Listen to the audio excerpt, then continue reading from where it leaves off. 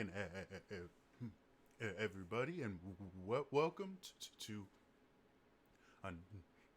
another exciting episode of Daily December 2019. This is the day 13, and I believe I'm actually caught up, which is a big deal. Today, um, we're going to talk about something that has gotten me in trouble before, um, and is both a bit of a source subject and a huge inspiration for me at the exact same time. And that subject is Geek and Sundry. Um, so, whole history. Um, way back, I think in I want to say 2012 ish. I might be wrong by a year or so, but way back in 2012, um, YouTube had this thing that they did that they have completely wiped off the face of history now. It's remarkably difficult to find any information about it because Google themselves have destroyed any evidence that they could. They did this thing called, I think it was called like the $1 million channel initiative or something like that. What it was that they gave a bunch of creatives a bunch of money to start their own premium YouTube channels, just to see what would happen and where it would go, and try to get some premium content for YouTube. And I think there was like 100 channels that were part of the initiative, and Google gave them enough to fund them for a year, basically, and then they'd revisit it and see in a year what was going on. Geek and Sundry was one of those channels, and other ones were things like SourceFed was one of them. There were a bunch of others. I think like 90 or 95% of these channels just died within a year. They did not do well. The initiative itself was a complete failure. But it launched Geek and Sundry. Like I said, it launched SourceFed and a couple other channels that are that became really big. And it really changed what YouTube was at the time. So when Geek and Sundry launched, it was it was a YouTube channel. It was founded by Felicia Day, Kim Evie, and Sherry Bryant. And it was amazing. There was they tried new things. They did weird things. I think the final season of the Guild was hosted on the channel. It was really cool. They created a website. They created a forum that never quite got the attention it deserved, and it was amazing. The Geek and Sundry forums were the nicest place on the internet. If you look at my really old stuff, like the stuff that happened in the first year of my channel, you'll see me mention the nicest place in the internet is the Geek and Sundry forums.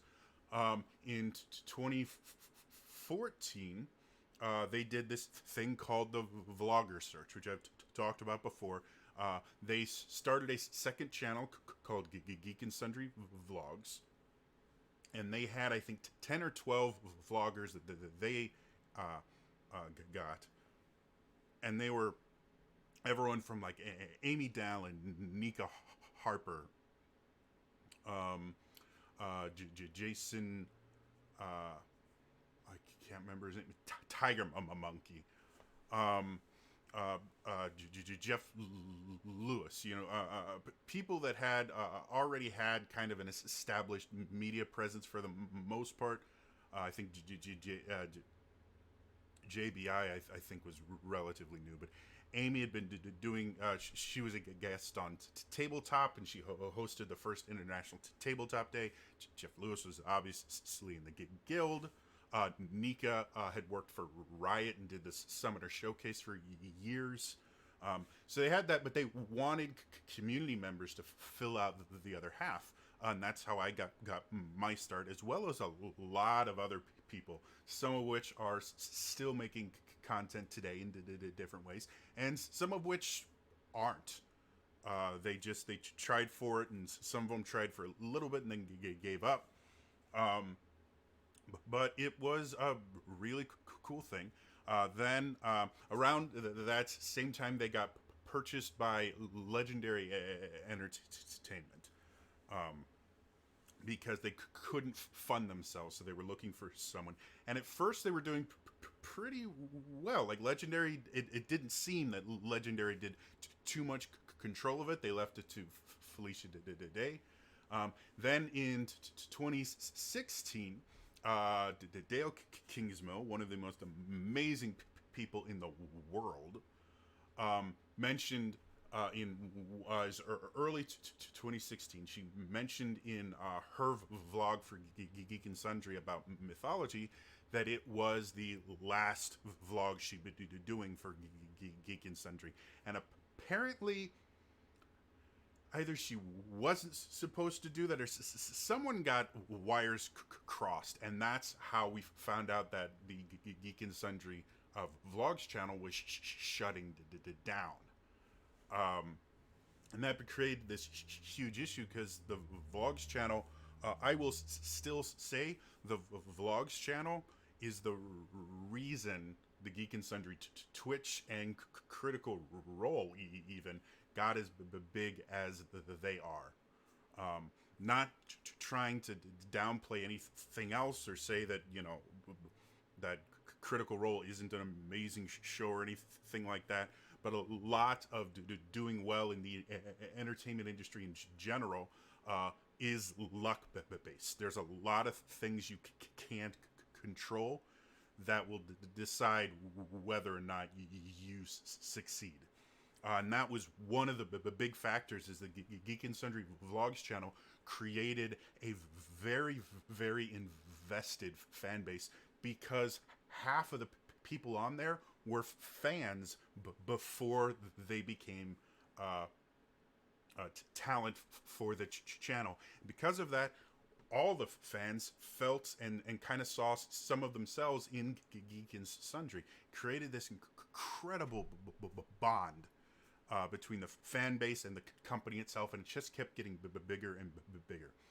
I want to say like a month or so after the announcement was made, and Dale said it, and then Geek and Sundry had to officially announce it, but they weren't allowed to announce what was happening next. We got the announcement about the Geek and Sundry Twitch channel, which started with a small collection of shows that were kind of diverse. We had a D&D show.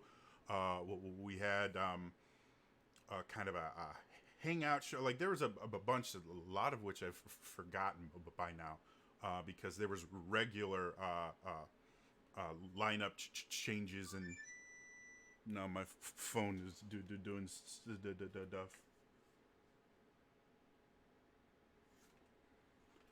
To deal with that later. But the shows I remember most was there was a Minecraft show that, for the life of me, I can't remember what it was called right now. But I loved that. Critical Role obviously became a huge thing. Gather Your Party was another one of my favorites. because there's just people hanging out and having fun, and they had a lot of really cool stuff. The channel was I guess managed or produced by Zach Eubank, who now runs Hyper RPG, and it was just an amazing thing. Well, I can't remember how long it was before the first whispers started happening. Uh, but Zach announced he was leaving the channel, and then shortly after that, there was this announcement of this new exclusive streaming platform that Legendary was creating called Alpha. Um, if you were watching my content around that time, I was very negative about Alpha for good reason.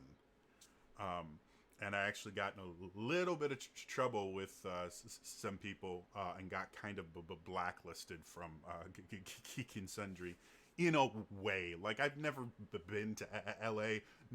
99.99% of people that work with Geek and Sundry have no idea who I am. So it wasn't like there was a memo that came down from Legendary and said, Trader Jody's bad, never talk to him.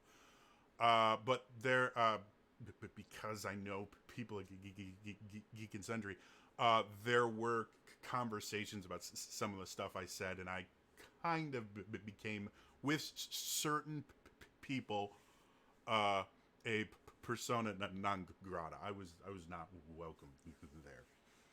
Not the whole thing, just certain key people.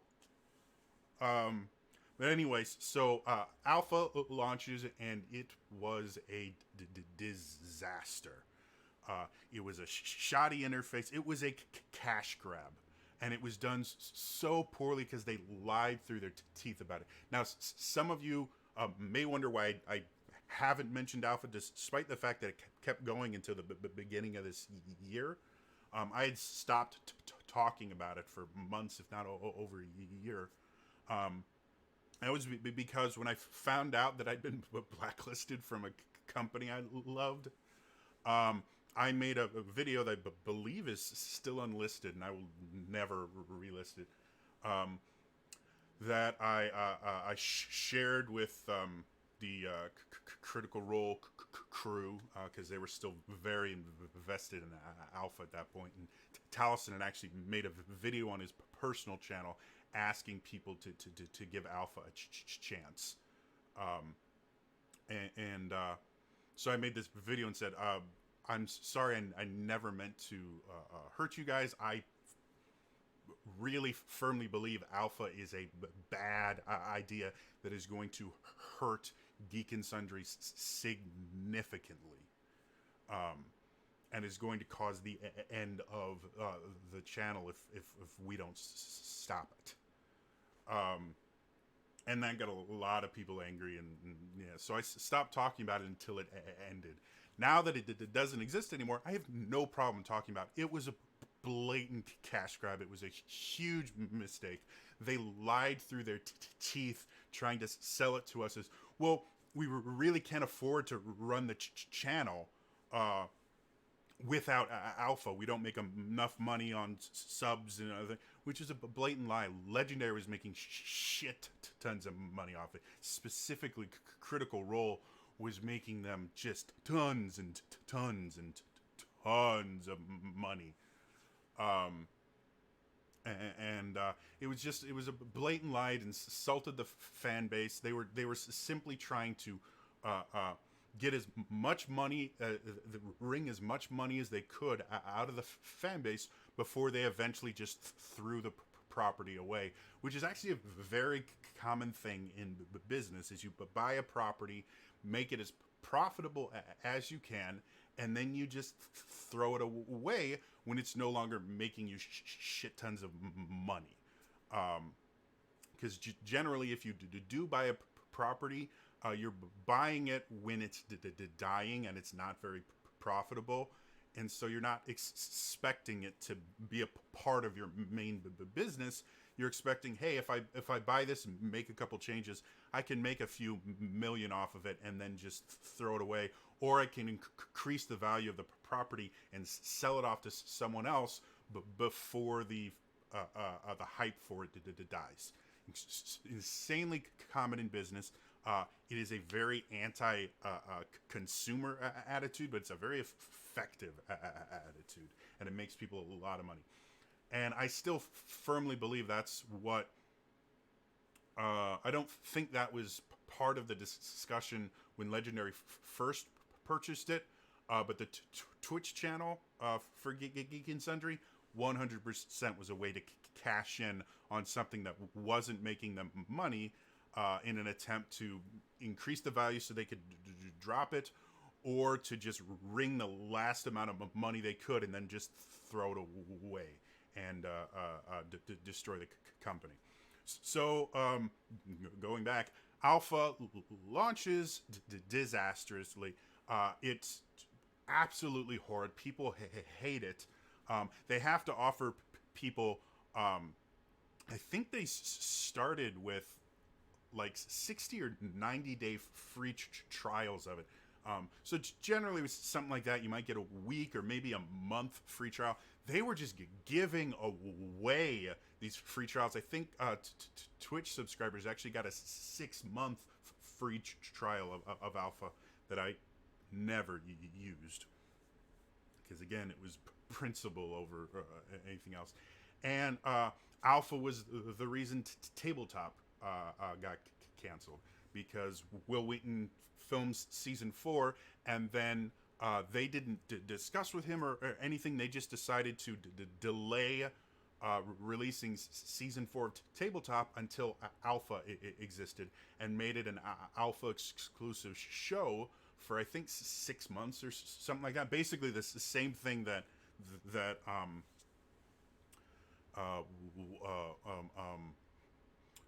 Epic Games has been doing, but Will Wheaton didn't get any extra money for it. They just took his show without his permission and did it, and didn't allow him to speak about it.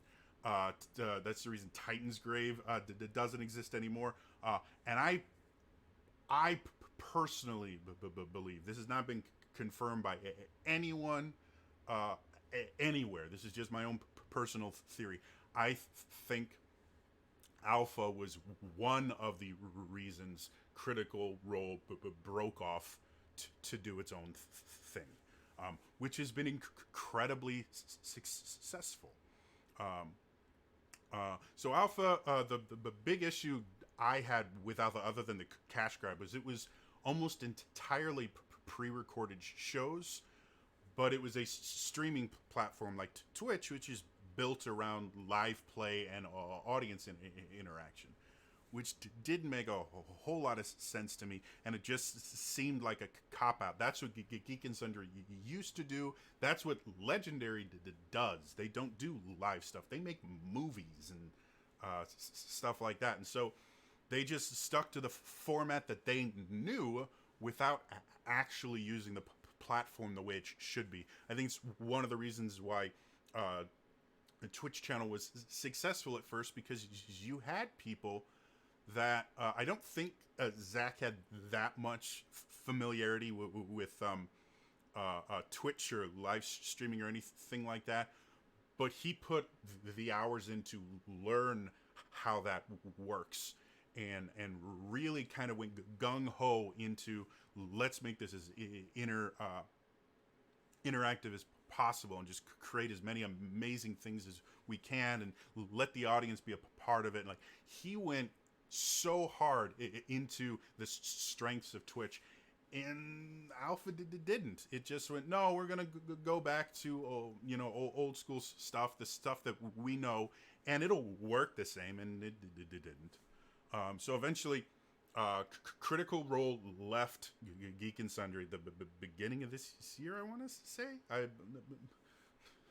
Time is hard, folks, especially when you can't remember most of it. And shortly after Geek and Sundry, the Critical Role, the flagship show of Geek and Sundry, left. Alpha ended. and the Geek and Sundry Twitch channel has just been slowly dying ever since then. And that's why I wanted to talk about it today, because an announcement was made on Twitter a few hours ago that LA by Night, a Vampire the Masquerade live play show that used to air on Geek and Sundry, has season 4 will now air on the guys that actually make Vampire the Masquerade. I believe they now have a Vampire the Masquerade Twitch channel where they're going to have a bunch of different, or from what I'm reading, they're going to have a bunch of different Vampire the Masquerade games on there. Like LA by Night is set in LA.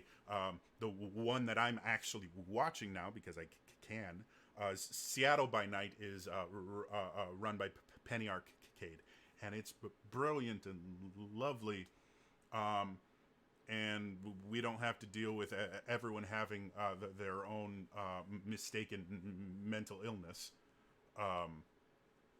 And all that stuff that annoys the hell out of me. And I'm loving it right now. But they have two shows, and they can literally have, like if you look in the source material, they have explanations for basically every major city in the U.S. and outside of it. There's quite a few. Like I found a book about Milwaukee by night and the vampire scene in Milwaukee. If I wanted to run a game in a city that I actually lived in at one point, they've got Chicago by night and all these other things. Like it's a really cool property, but Seattle by Night was carrying the Twitch channel. It's basically, right now, the Twitch channel is almost exclusively pre-recorded content that was on Alpha that they're now putting on the Twitch channel and eventually releasing to the YouTube channel, because Alpha doesn't exist anymore. So all the stuff that was on it, you can't watch anymore. LA by Night, I'm actually not sure if it's a live play or if it was a live play show anymore, because I know it's started as that, but at the end of the first season they had these epilogue things which were all pre-recorded, and I've read hints that I haven't actually researched, so this might be fake, but it sounded like they were moving towards a pre-taped version of it instead of playing live. Everything else they do, Pathfinder Knights of the Everflame, is pre-recorded. All the other stuff that they're putting on the channel is old alpha content that they're bringing to the Twitch channel.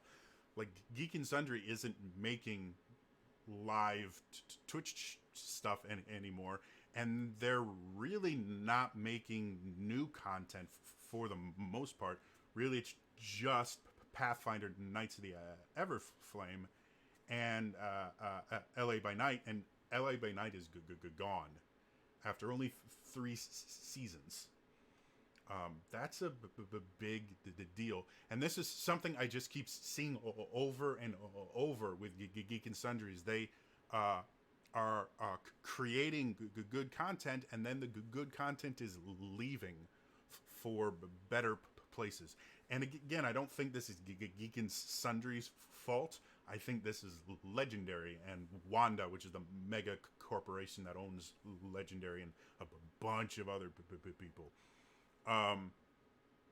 Or businesses. They don't own people yet. Yeah, I mean, I actually went to try and find out what the current schedule for the Geek and Sundry channel is. I tried the Geek and Sundry website. That's got nothing for me.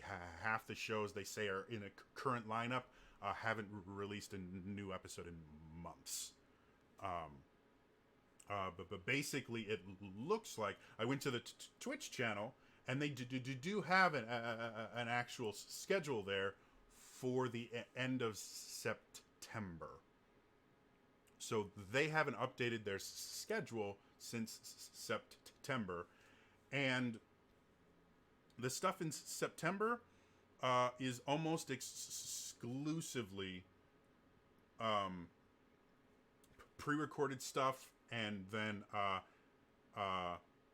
what they call Geek and Sundry free play, which is just them playing games like you would on a Twitch channel. Everything else is pre-recorded. Oh, and TBD RPG, which I'm actually not sure if it's pre-recorded or not. It happens at the same time as my game that I stream, so I've never had a chance to watch it. I like the people on it. Steph's amazing. Gina's wonderful. Amy's wonderful. And the other people, I think Becca's on there. I think I've seen Josephine in thumbnails and stuff. It's a cool show, but I believe that is the only original content they have left on the channel that is new. And that's,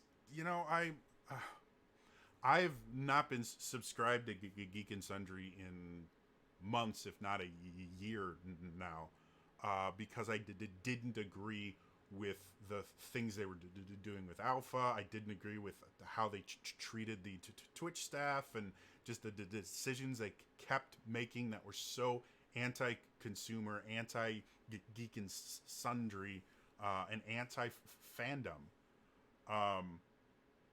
And they kept canceling all the shows I liked. And it's just really horrible. And now that they lost LA by Night, which from all I can tell, again, I haven't been able to watch LA by Night since the first season, specifically because of there was an episode where one of the characters had a flashback to being sired, which is how you become a vampire, which was a very intense and negative experience for them, and they broke down. And the way that they described it was near enough to an actual PTSD flashback that I started having a flashback to my trauma that I'm not going to talk about right now. But these flashbacks are really bad for me for a number of reasons. One, the first of which, flashbacks are not fun, and they will prevent me from doing anything for sometimes days. I won't be able to leave my room. I won't be able, which means I can't eat and things like that. Second of all, when I get really bad panic attacks, which a flashback can cause, I have seizures, which are dangerous for a bunch of other reasons. Like I hit my head, like I described before. It's not fun. So I couldn't take the chance that something like that would happen again. And so I stopped watching it. And since then, like I said, I don't watch Geek and Sundry at all. And everything I'm seeing is pointing to the idea that Geek and Sundry is in its death knell at this point. They keep losing shows, which isn't the most surprising thing in the world for Vampire the Masquerade, because LA by Night was really popular. Seattle by Night is doing pretty well. The idea of them producing their own shows makes sense. However, having someone else do the production and you just kind of rake in profit from it generally is good. And it's very, very common. That's why Star Wars doesn't make their own games or TV shows or anything like that. They license them out to other people, specifically games. I mean, technically they do make their own TV, or Disney makes their own TV shows. Um, but they license things out and make crap tons of money off of it by having other people do the hard work. Um, and they're fine with it because they get a good deal out of it. And I can only assume, and again, this is an assumption based just on my thoughts, nothing else. I have no insider information or anything about this.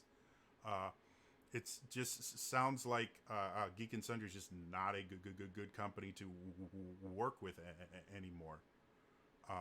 When they lost Critical Role, they had built the entire channel around it, which is a dumb thing to do. And the whole Alpha debacle and all the other just stupid stuff that went on. I personally think if Alpha hadn't been a thing, first of all, Zach never would have left. Second of all, because Zach has gone on record saying that he didn't want to be a part of Alpha at all. Second of all, I don't think Critical Role would have completely broken off with Geek and Sundry. I think at the bare minimum they would have kept the main show there, and if they had broken off and made their own content, they would have just done that as side stuff and not left Geek and Sundry. Again, my theory, I haven't talked to anyone at Geek and Sundry or Critical Role. I have no idea what the actual motivations were. But yeah, Geek and Sundry, I think, is effectively dead. They show mostly reruns of old content. The few creative new shows they do are heavily scripted, heavily controlled. I thought it was funny. I was watching Trisha Hirschberger, which is one of the host of I want to say Free Play or Game Engine. I'm not sure, but she hosts for Geek and Sundry on something. She was on another show, and she mentioned like the other show, just saying like a couple notes of a popular song, and she kind of freaked out, not in like a literal way. She kind of made jokes about it. It's like, oh, Geek and Sundry never let that happen. What? Like not even? No. You can't do any singing whatsoever. You can't do this. Can't do this. And just the massive amount of crazy control and rules does not support a creative environment. They used to do sketches and stuff like that, and that's all gone. Like it's just, it's bad. And now they lost again. They lost their flagship show, which they keep trying to do over and over again. Is they try and get these flagship shows. Like they had Critical Role. They based the entire channel around it, and everything else was pointless. Then they had Relics and Rarities, which is a great show, all pre-recorded, but was still a great show. Then that went away. I have no idea what's going on with that. Then they had LA by Night. That's going away. They had the Star Trek show that I can't remember. That was GM by Eric. That lasted a few seasons, and then that went away because eventually these shows end. But they always keep trying to build the entire channel around a single show, which is dumb. If you look at Hyper RPG, which has its own issues, don't get me wrong, they're not a perfect channel, and they're nowhere near as big as Geek and Sundry. But if you go to Hyper RPG and you ask Zach or Lucas or literally anybody in any cast on that show, or Malika, who's done an amazing job over there, ask them what their flagship show is. They don't have one. every single show is just as important as every other one, and shows start and stop on a regular basis as they try new things, and they're constantly trying to discover new ways to do things. Their most recent new show, they're actually partnering with Wizards of the Coast to produce an Eberron show that's basically professional wrestling in Eberron. Which I tried so hard to get into it because Christina V's on it and a bunch of other amazing people, and I hate wrestling so much, and I can't get into it, and I feel bad, yeah, like when you look at what they do, they have new shows that draw new audiences, but they never put all their eggs in one basket like Geek and Sundry just keeps doing over and over and over again, and then hoping the nostalgia of when they were producing good content is going to carry them. And I think it's running out. For any of you that are Geek and Sundry fans, whether you're new fans or whether you've been with them since the channel launched, let me know what you think of what's happened to Geek and Sundry in the comments, because I'm really interested, especially people that are current Geek and Sundry fans, because I'm out of the loop by quite a bit, so I don't know everything going on anymore. One thing I do want to kind of put an emphasis on, years and years ago, I did a thing that started in the Daily December, and I may bring it back for this Daily December. I don't know yet. But I had this show that it wasn't called this then, but I eventually turned it into a regular series called This One's For You. A show where I would pick a song and then find a way to dedicate it to someone significantly more famous than me, in attempt to just, ride their coattails. And I got to sing.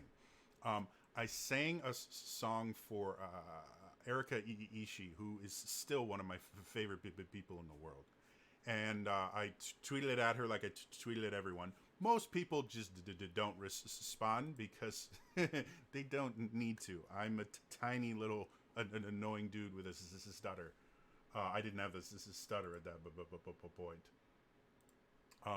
But it just, you don't need to respond. But she did, and she was really thrilled with it. I believe it was a jazz song of some sort, because she got to talking about how jazz is a big thing for her.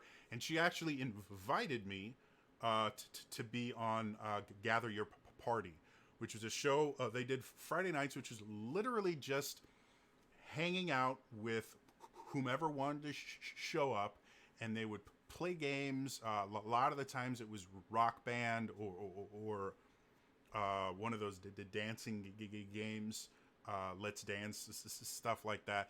And it was just hanging out and having fun. Now, Gather Your Party was not incredibly profitable. Not a ton of people watched it. It was a weird time slot to have it anyway, because it was a Friday night and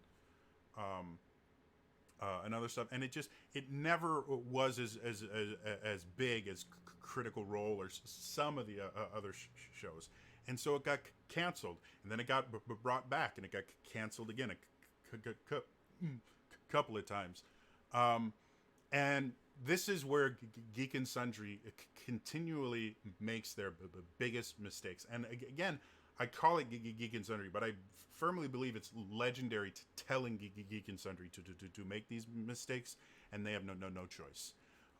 The Geek and Sundry Vlogs channel was not a profitable channel in any way, shape, or form. They did pay their vloggers.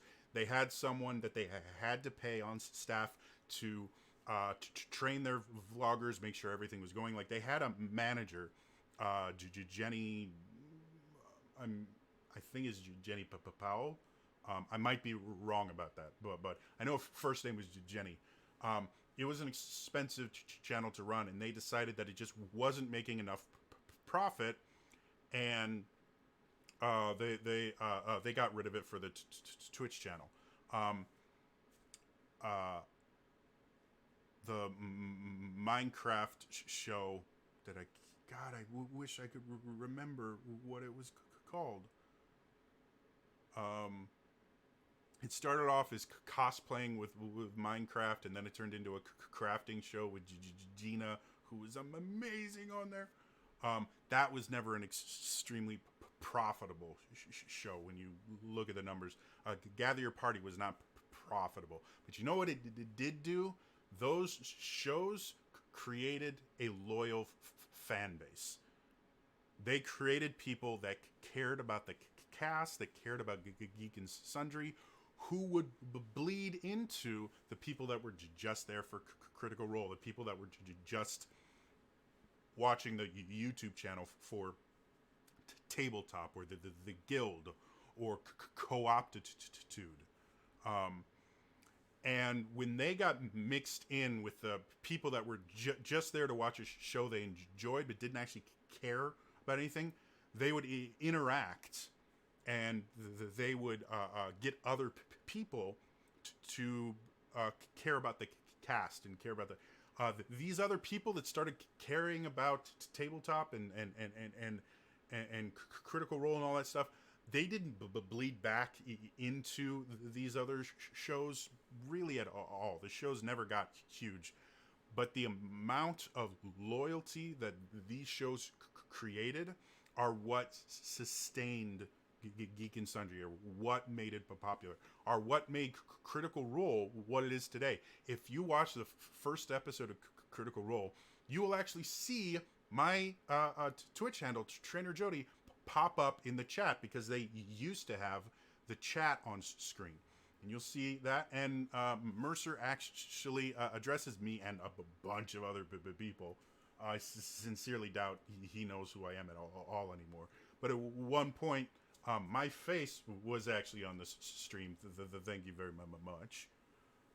And I made the cast cry. So there. So they used to know who I was. But if you look at the people that were chatting on that first episode, and if you go through episodes where they had the chat up, you will see the same names over and over again.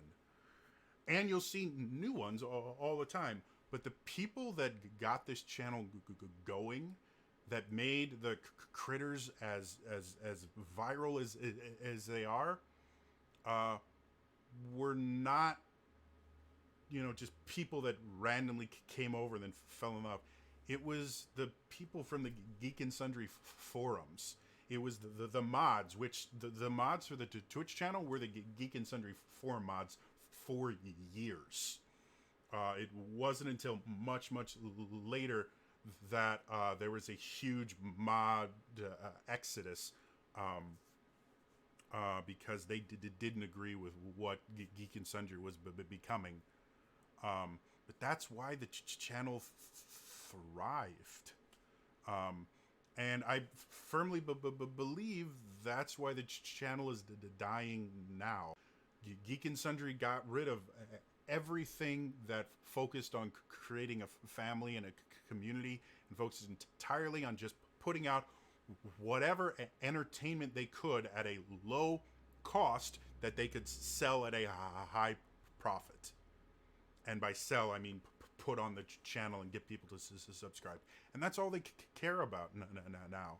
And again, this isn't a dig on Geek and Sundry. When I say Geek and Sundry, I mean Legendary through Geek and Sundry. They just look at numbers, and the channel is dying. If you look at a Hyper RPG, who puts a huge emphasis on community and a huge emphasis on building community and interaction and being more than just a channel that puts up funny stuff or RPG shows. They're I don't want to say they're thriving, but they're still going. They lost their studio space and their house like a year ago, and they're still doing fine. They had to cut down some staff a little bit, and they still have to do monthly donation drives to be able to pay their bills. But they're paying their bills. They're expanding the channel. They're partnering with Wizards of the Coast. And it's not because their content is this amazing, high quality stuff. Like when you look at the stuff that Geek and Sundry puts out that's pre-recorded, it's really pretty to look at, and it's edited very, very well. It's shot very, very well. The majority of the stuff you see on Hyper RPG, they all have headsets on with mics attached to them because that's the easiest way to get the sound right.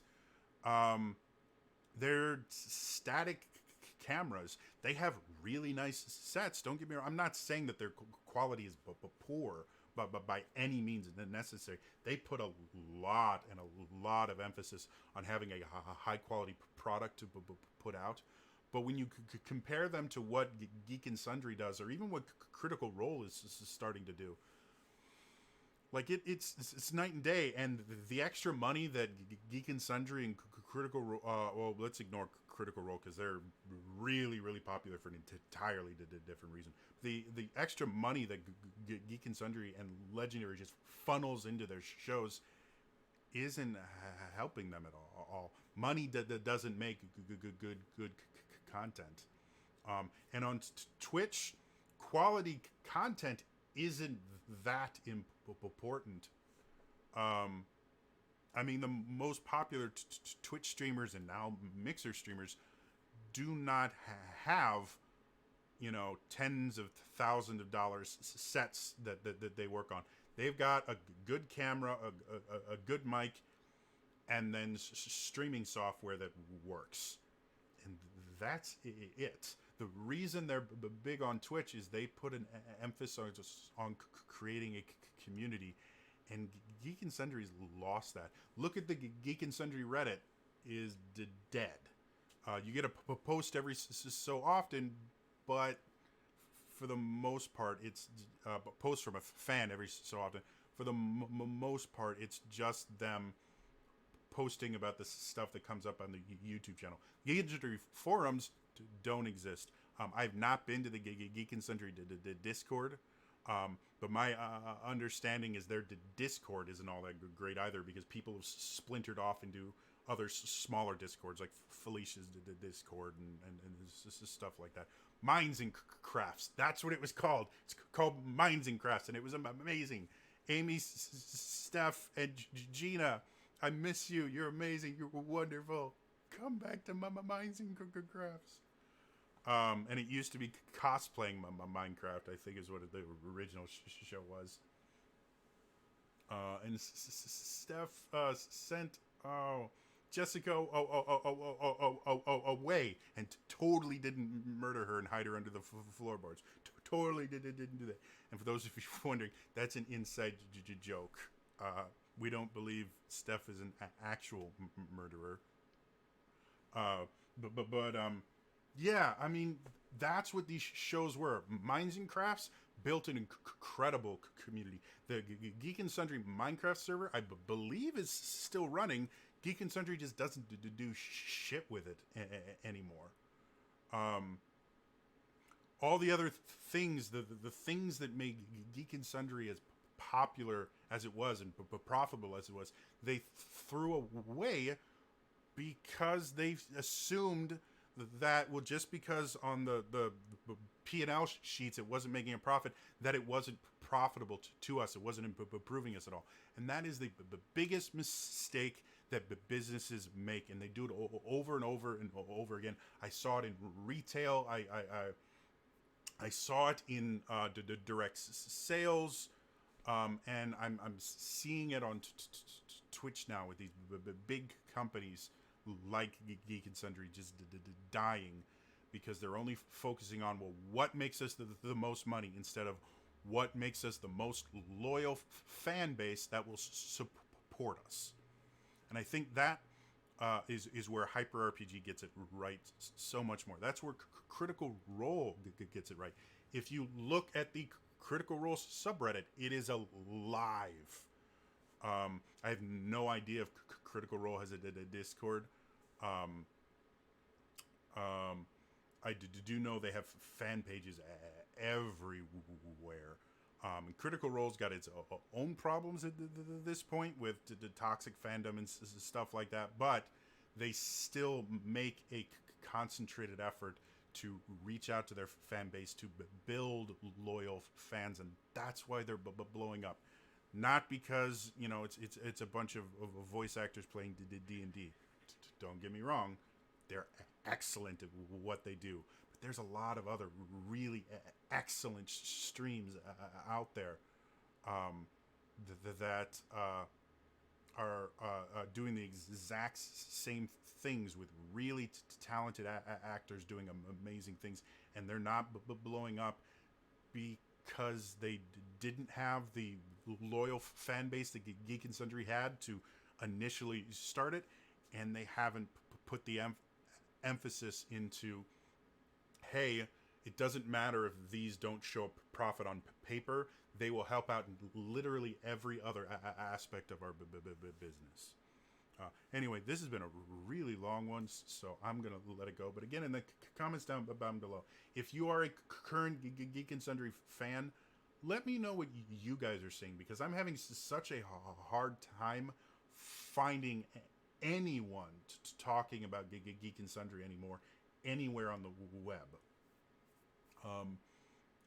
Otherwise, that's all for me today. I'll see you guys tomorrow, because I actually am caught up. Bye-bye.